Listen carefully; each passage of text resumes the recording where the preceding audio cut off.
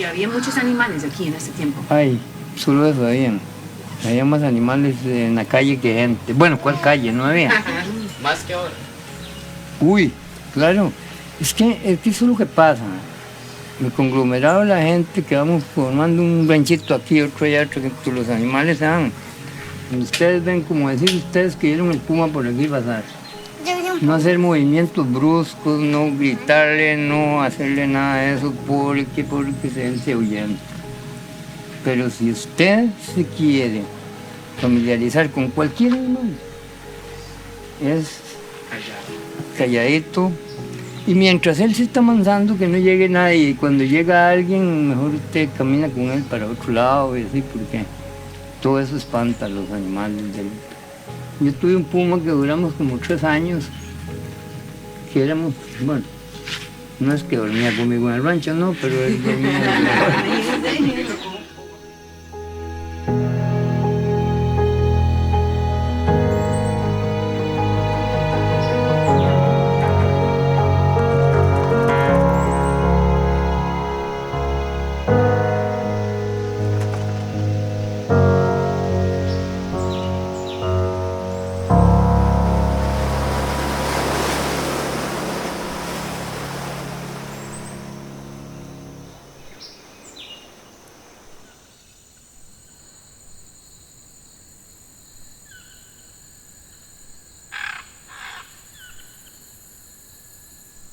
More than 700 species of trees, over 400 species of birds, over 140 species of mammals, and uncountable species of invertebrates occur on the Osa Peninsula, located in the southwest of Costa Rica, making it the most biologically intense place on Earth.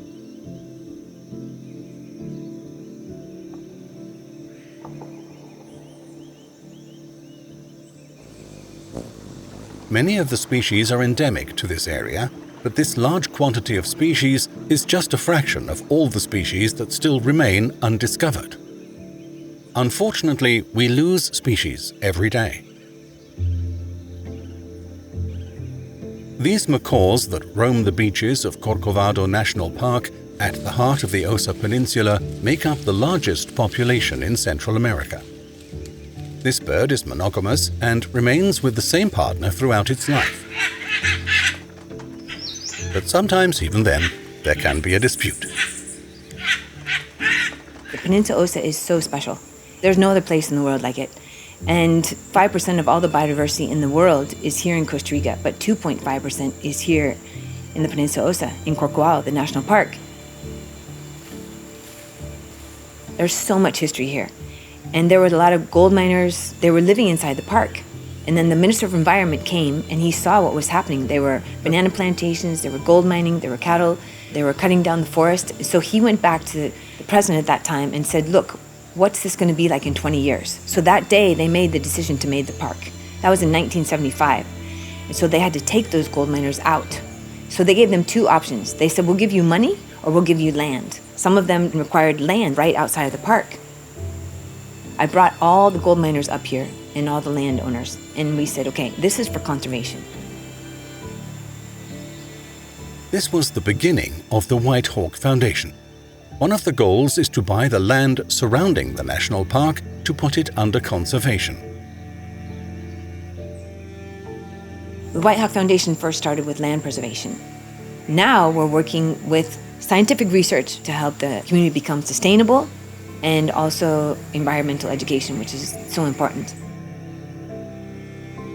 The venture is key to protecting this area from the many threats it is facing. We have problems with logging, with mining, poaching, farming, plantations as palm oil. They use a lot of chemicals and it's affecting the wildlife in this area. Besides climate change, one of the biggest problems for the animals is forest fragmentation. Through the monoculture of crops and cattle farming, the remaining pieces of forest become increasingly separated. The White Hawk Foundation supports research on wildlife corridors, so these pieces of woodland can be connected. For example, you have a forest fragment, then a monoculture of rice or pineapple, and then another forest fragment. It like blocks species to move in between. So that's the importance of biological corridors, like creating these corridors between the forest fragments. With my PhD, we are trying to develop a system capable of preserving nature while also creating work opportunities for local farmers. My studies focus on wild vanilla plants and more specifically right now on the possibility of commercializing them. But here in the neotropics, there are a lot of wild vanilla species, which all present a real cultivation potential, but so far nothing is known about them. In my research, we try to cultivate several of these wild vanilla species in agroforestry systems. This means that instead of monocultures, we combine various crops within a given forest system. It will therefore be especially interesting to see whether wild vanilla can be cultivated in biological corridors. Proceeding this way increases economic values and therefore participating in reforestation projects becomes interesting for local farmers too. Roman and Charlotte. Oh. Look, the monkeys. The white face, they now eating this fruit. There are 4 species of monkeys in Costa Rica. The white-faced capuchin monkey is one of the common ones. They usually live in groups of up to 16 individuals. A curious juvenile is investigating this strange-looking termite nest. Is there some food in here?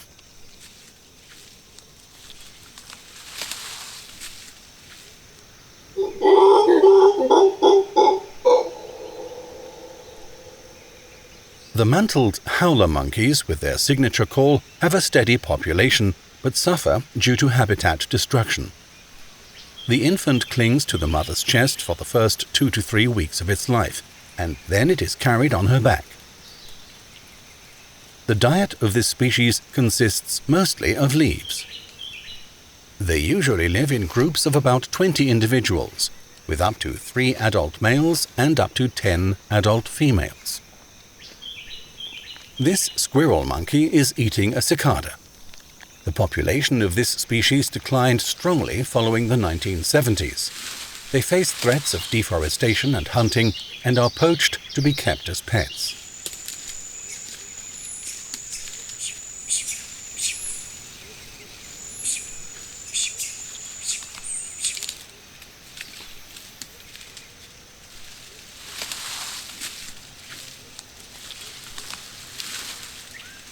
Another monkey that is very dependent on wildlife corridors is the spider monkey.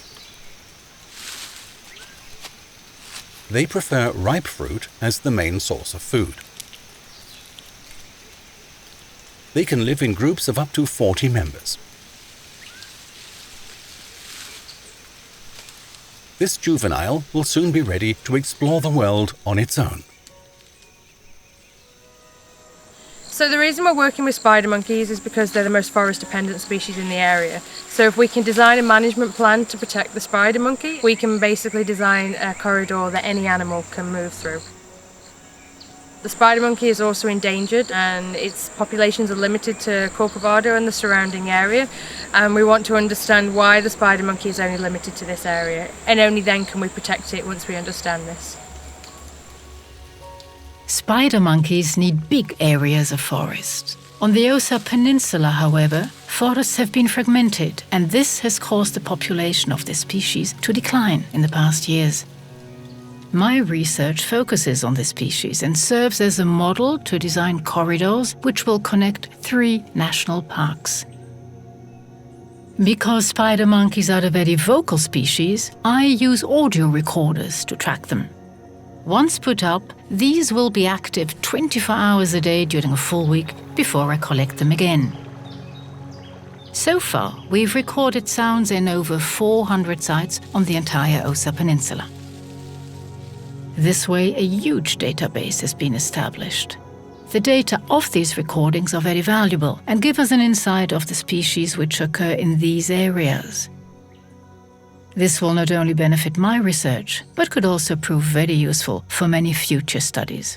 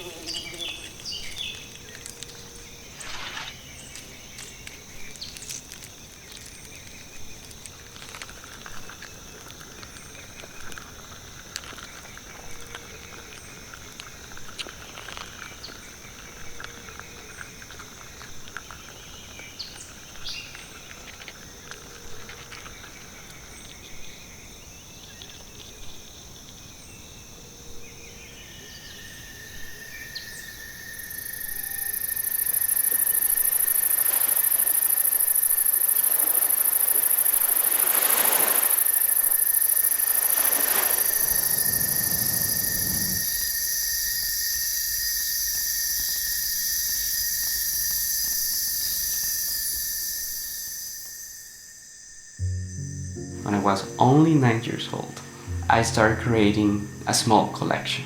Really simple collections, you know, preserving the butterflies in a really bad way at the beginning. And then I became a volunteer of the National Museum of Costa Rica.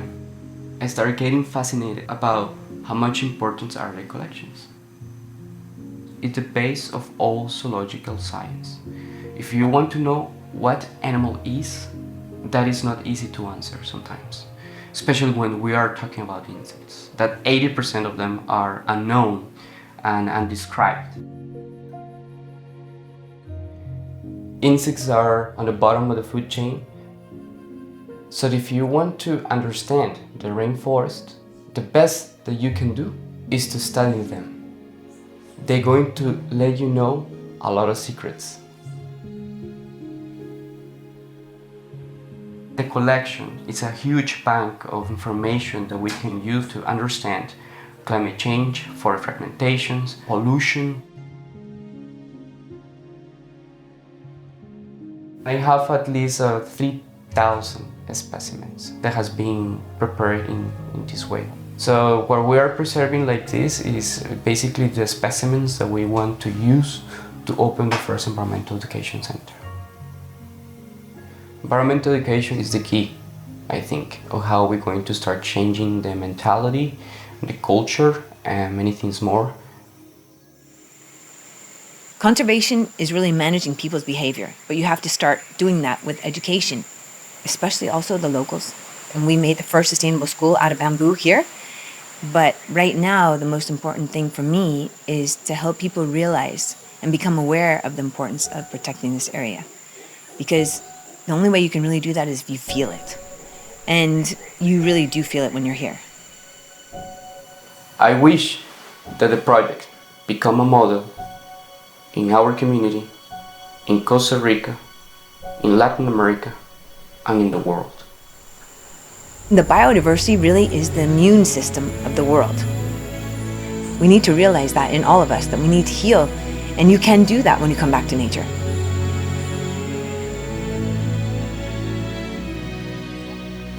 ¿Cuál ha sido una de las cosas más espectaculares que le ha pasado aquí en la península o en naturaleza? ¿Sí? Ah, no, si nos ponemos a hacer eso, no es.